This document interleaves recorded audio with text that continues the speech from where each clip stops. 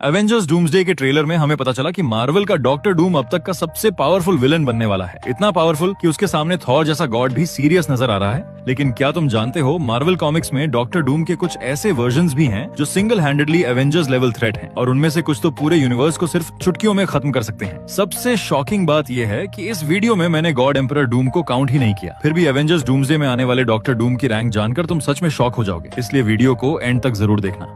Number 5, power cosmic doctor Doom. Doctor Doom पहले से ही Marvel के सबसे बड़े साइंटिस्ट्स और सोर्सेज में से एक है, लेकिन फैंटास्टिक फोर इश्यू 57 में वह ऐसी पावर हासिल करता है जिसने उसे मार्वल के सबसे डेंजरस कॉस्मिक थ्रेट्स में से एक बना दिया था। जब सिल्वर सर्फर लटवेरिया पहुंचा तब डॉक्टर डूम वहां पहले से ही तैयार खड़ा था। उसने एक खास मशीन बनाई थी जो पावर कॉस्मिक को एक शरीर से दूसरे शरीर में ट्रांसफर कर सकती थी। जैसे ही डूम को मौका मिलता है, वह सिल्वर सर्फर की पूरी पावर कॉस्मिक अपने शरीर में अब्सॉर्ब कर लेता है। बस इसी पल डॉक्टर डूम की ताकत पूरी तरह बदल जाती है। अब उसके पास अपनी पावर्स के साथ साथ सिल्वर सर्फर की एबिलिटीज भी आ जाती हैं। वह एनर्जी मैनिपुलेशन, मैटर मैनिपुलेशन और बेहद पावरफुल कॉस्मिक ब्लास्ट का इस्तेमाल कर सकता था, जिनकी ताकत पूरे एक सिटी को मिटाने के लिए काफी थी। वह बिना किसी सहारे स्पेस में ट्रैवल कर सकता था, कॉस्मिक एनर्जी को अपनी मर्जी के अनुसार कंट्रोल कर सकता था, और उसकी फिजिकल स्ट्रेंथ भी पहले से कई गुना बढ़ चुकी थी। लेकिन सबसे खतरनाक बात यह थी कि डूम इस पावर को सिल्वर सर्फर की तरह बैलेंस बनाए रखने के लिए इस्तेमाल नहीं करता। वह इसे पूरी दुनिया पर कंट्रोल हासिल करने का हथियार बना देता है। सिर्फ कुछ समय के लिए मिली इस पावर ने ही साबित कर दिया था कि अगर डॉक्टर डूम के पास पावर कॉस्मिक हमेशा के लिए होती तो शायद मार्वल यूनिवर्स का इतिहास ही बदल जाता। Number 4, doctor doomsday. Doctor doomsday amalgam universe के सबसे डेंजरस विलन में से एक है। ये कोई साधारण डॉक्टर डूम नहीं, बल्कि मार्वल के डॉक्टर डूम और डीसी के डूम्सडे का एक फ्यूजन है, जिसने दोनों की सबसे डेडली पावर्स अपने अंदर समेट ली थी। जब अमलगम यूनिवर्स की शुरुआत हुई तब विक्टर वॉन डूम और डूम्सडे एक साथ मिलकर डॉक्टर डूम्सडे बन चुके थे। इस फ्यूजन ने उसे सिर्फ एक जीनियस साइंटिस्ट नहीं बल्कि एक अनस्टॉपेबल मॉन्स्टर भी बना दिया। उसकी ताकत का अंदाजा